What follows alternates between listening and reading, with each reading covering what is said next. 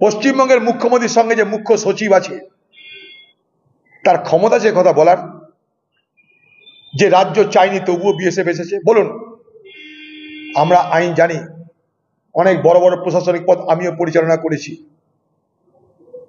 পশ্চিমবঙ্গ সরকারের পক্ষ থেকে যদি প্রপোজাল না যায়, প্রস্তাব না যায়, কোনো আইনে বিএসএফ ডিপ্লয়মেন্ট হতে পারে না।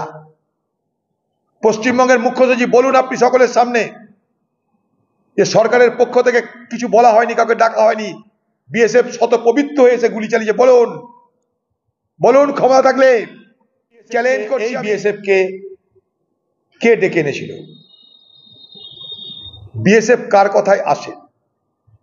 বিএসএফ আসে রাজ্যের কথায়।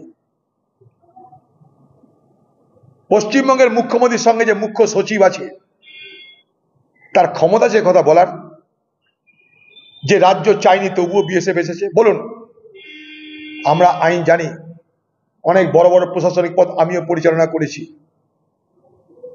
পশ্চিমবঙ্গ সরকারের পক্ষ থেকে যদি প্রপোজাল না যায়, প্রস্তাব না যায়, কোনো আইনে বিএসএফ ডিপ্লয়মেন্ট হতে পারে না।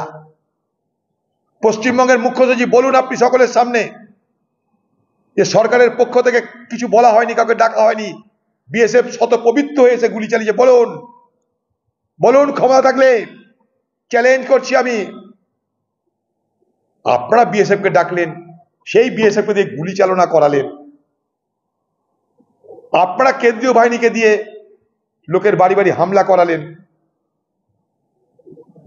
এখানকার কেন্দ্রীয় বাহিনী পুলিশের সহযোগ ছাড়া কোনো গ্রামে ঢুকতে পারে না, কোনো বাড়িতে যেতে পারে না। তারা বাইরের লোক, তাদের চিনে না কে কোথায়। পুলিশ নিয়ে গিয়ে তাদের বাড়িতে হামলা করেছে 11 নম্বর 12 নম্বর ওয়ার্ডে।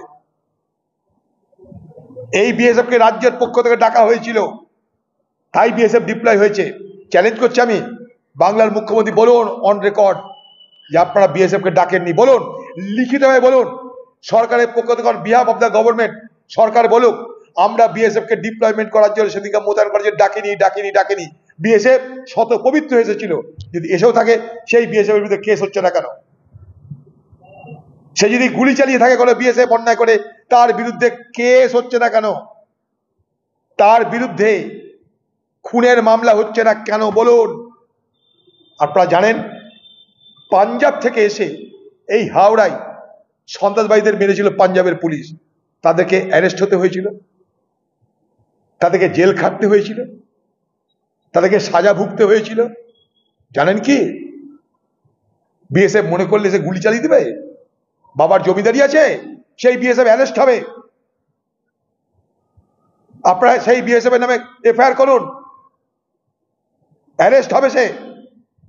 ক্ষমতা আছে আবার মানুষকে বিভ্রান্ত করা। বিএসএফ মানে কেন্দ্রের মানে মোদির মানে বিজেপির, অতএব শত্রু মুসলমানের। এই তো অঙ্ক। বিএসএফ মানে কেন্দ্রের ফৌজ মানে মোদির ফৌজ মানে মুসলমানের শত্রু। এইটা তো প্রমাণ করতে চাইছেন।